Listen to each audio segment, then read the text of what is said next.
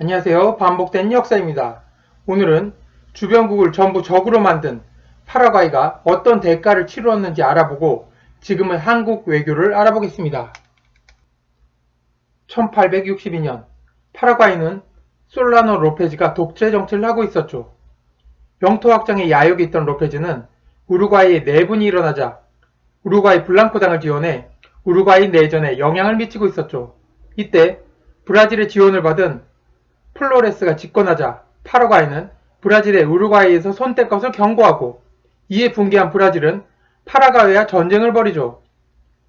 파라과이의 로페즈는 브라질을 공격하는 한편 우루과이를 합병하기 위해 아르헨티나에 길을 열어달라 요청하지만 거절당하죠. 이에 파라과이는 아르헨티나에 선전포고를 하고 아르헨티나 영토를 통과해 우루과이로 진격하죠. 파라과이가 3개 국가와 동시에 전쟁을 벌인 것은 어느 정도 자신감이 있었기 때문이죠. 당시 6만 명의 병력에 대포 400문, 증기선 23척이란 군사력이 있었고 아르헨티나는 8,500명 군사에 증기선 4척, 브라질은 16,000명 군사에 42척의 증기선이 있어 수적으로 우세했던 파라과이가 성공을 한 것이죠. 그러자 1865년 브라질, 아르헨티나, 우루과이 3국은 부에노스아이레스에서 삼국 동맹을 맺고 파라과이 정권이 영원히 사라질 때까지 전쟁을 하기로 밀약을 하죠. 치고받는 공방전이 계속되자 파라과이는 밀리기 시작하고 티우티 전투에서 전세는 완전히 기울죠. 삼국 동맹군은 로페즈에게 무조건 항복을 권유하지만 로페즈가 거절하자 엄청난 피해를 감수하고 파라과이군을 괴멸시켜버리죠. 나라와 함께 죽겠다던 로페즈도 전사하고 동맹군에게 파라과이는 완전히 점령당합니다. 그 다음부터 대학살이 시작되죠.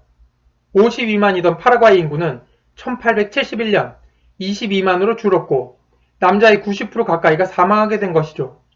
아주 어린아이가 아니면 남자는 모두 끌고 가 사살한 것입니다. 또 영토의 상당 부분을 잃고 기술자나 지도층이 없으니 나라는 쇠락해 남미 최빈국 중 하나로 전락하게 되죠. 여기서 우린 냉엄한 국제사회의 질서와 교훈을 얻을 수 있죠. 동맹은 많을수록 좋고 적은 적을수록 좋죠. 파라과이는 동맹은 한 나라도 없고 주변국이 대부분 적이었죠. 이러면 나라는 망하는 거죠. 그럼 지금의 우리나라의 외교를 볼까요? 대한민국은 전통적으로 한미동맹을 기초로 해 한미일 삼각동맹을 형성하고 있었죠. 일본을 감성적으로 싫어해 동맹이 아니라 주장하는 사람들은 동맹이 좋아하는 나라와 맺는 것이 아닌 적이 같은 나라와 맺는 것임을 알아야 하죠. 과거의 역사에 갇혀 동맹을 맺지 못한다면 베트남이 미국과 준동맹 상태에 들어간 것을 어떻게 설명하고 죽고 죽이던 사이였던 미국 그리고 일본과 독일이 주일, 주동 미군을 철수하겠다고 하자 동맹의 훼손이라며 강하게 반발한 것은 어떻게 설명할 수 있을까요? 국제사회에선 영원한 친구도 영원한 적도 없는 것이죠. 오직 국익만 있을 뿐이죠. 지금 우린 확실한 적 둘을 가지고 있죠. 수시로 도발하는 북한과 서해바다의 80%가 자기 것이라 주장하며 한국의 역사를 자신의 역사라 우기는, 그래서 우리의 영토와 영해를 노리며 점점 강성해지는 중국이란 확실한 적이 있고, 러시아는 확실한 적은 아니지만 북한을 편드는 적의 동맹이 있죠. 주변의 적이 강성해지고 있는 이때에 우리의 동맹 외교는 어떤지 살펴보죠. 우리 외교 첫 번째는 한미동맹이죠.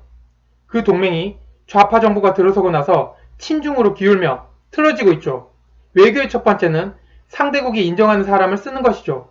미국이 인도와 친하기 위해 인도계 유엔 대사를 임명하거나 우리나라 대사에 한국계 대사를 임명하듯 미국과 친한 외교 인사를 쓰는 것이 첫 번째입니다. 지금의 주미대사는 친중파죠. 미국이 제1의 적으로 규정한 중국에 친중하는 사람을 주미대사로 쓴다는 건 미국의 동맹을 의심케 하는 자충수를 두는 것이죠. 저번 주미대사에 미국 문화원에 불을 질러 미국에서 테러리스트로 규정한 주사파 임종석을 임명하려 하자 미국이 불쾌감을 공개적으로 내비쳤으며 문정인이란 친중파가 좌파 정권의 외교를 담당하면서 공개석상에서 미국을 험담하자 미국 내에선 한국이 동맹이 맞는지 의문을 제기하기 시작했죠.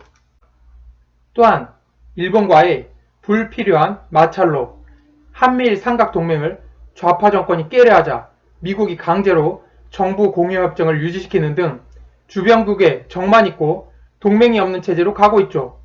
한국이 지금껏 번성한 것은 외교의 노선이 확실하고 일정해서 같은 편인 서방 세계의 지지를 받았기 때문에 가능했죠. 조선의 광해군이 주변의 적을 줄이기 위해 일본과 외교를 튼 것은 일본이 좋아서가 아니라 배후를 안정시키기 위한 것임을 우린 알아야 합니다. 파라과이는 주변국의 1대1로는 파라과이보다 군사력이 센 나라가 없었죠. 허나 한국은 아니죠. 그래서 우린 동맹이 더욱 강력해야 합니다. 그 동맹 세력이 우리 영토와 떨어져서 역사적 이해관계가 없고 영토 관계가 없다면 국제정치학상 더욱 좋은 것이죠. 이것이 미국이죠. 손자병법에 원교 금공이란 말이 있죠. 먼 곳과 손잡고 가까운 적을 친다는 뜻이죠. 이 기본의 국제질서를 지금이라도 깨달아서 동맹을 공고히 하고 적에 대한 방비를 해야 할 때입니다. 감사합니다. 반복된 역사였습니다. 알람 설정, 구독과 좋아요는 영상 제작에 큰 힘이 됩니다.